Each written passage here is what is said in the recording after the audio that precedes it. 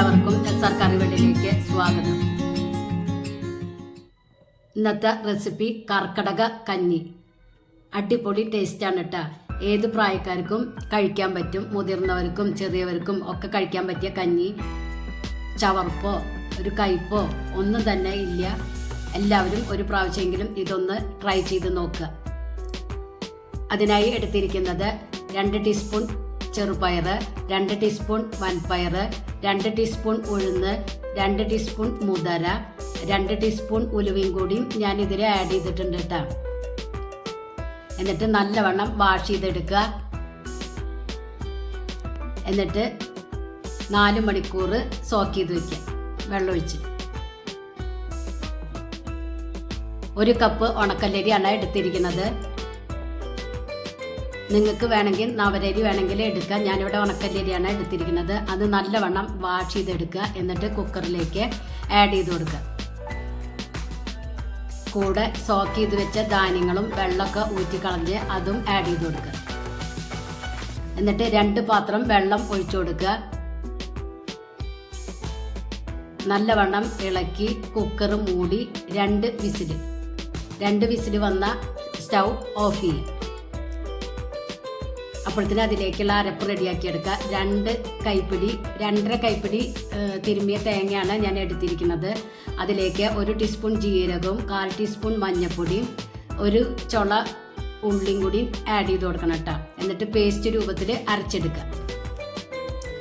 ഇതുപോലെ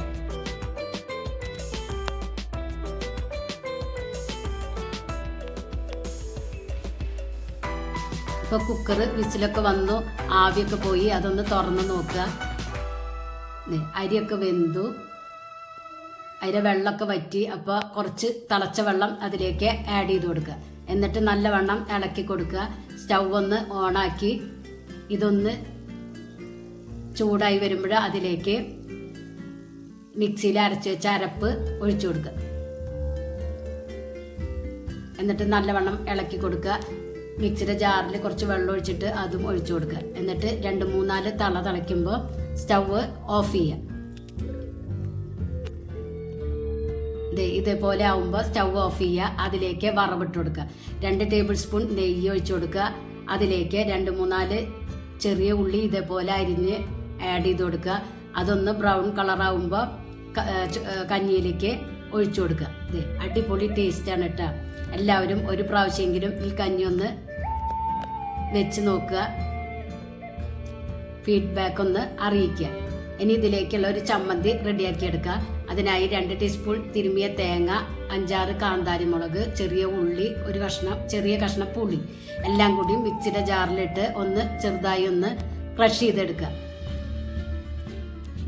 ഇതേപോലെ കഞ്ഞിയിലേക്ക് കൂട്ടിക്കഴിക്കാൻ പറ്റിയ ചമ്മന്തി ഇട്ട അടിപൊളി ടേസ്റ്റാണ്. എല്ലാവരും ഒന്ന് ട്രൈ ചെയ്ത് നോക്കുക.